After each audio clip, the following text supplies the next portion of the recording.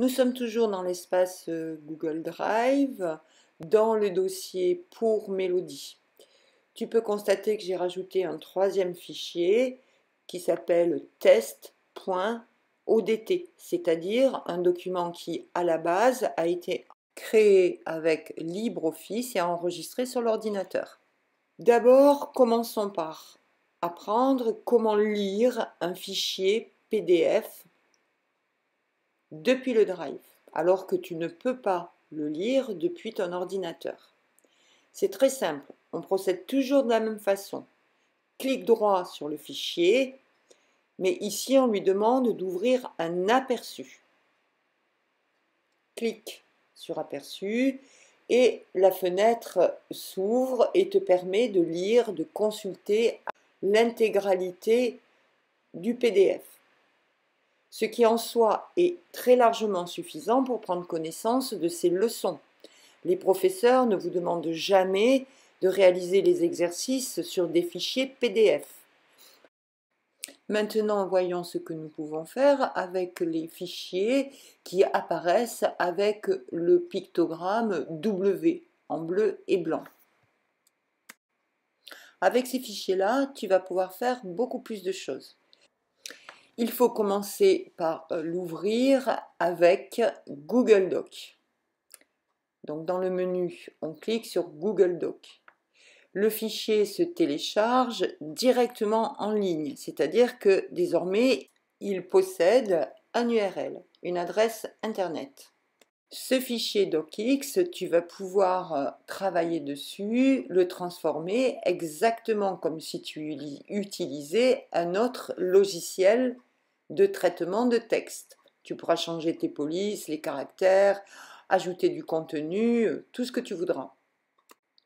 Une fois que tu auras terminé de travailler sur ce document, il va falloir l'enregistrer au format Google Doc afin de pouvoir le conserver dans ton Drive. Tu constates que dans ton Drive, tu as maintenant deux fichiers suivis téléphoniques. Le premier avec le pictogramme W et le second, celui que tu viens de créer, sur lequel tu viens de travailler, avec le pictogramme qui est propre au document Google Doc. Nous pouvons faire la même opération avec le document ODT. Lui aussi s'ouvre en ligne. Tu peux le transformer à ta guise.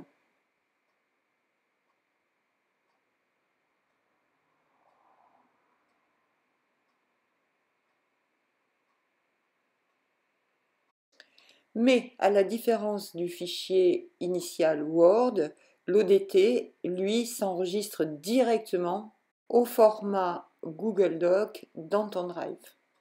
De même que pour le fichier suivi téléphonique, tu retrouves deux exemplaires du fichier test, chacun avec leur pictogramme respectif.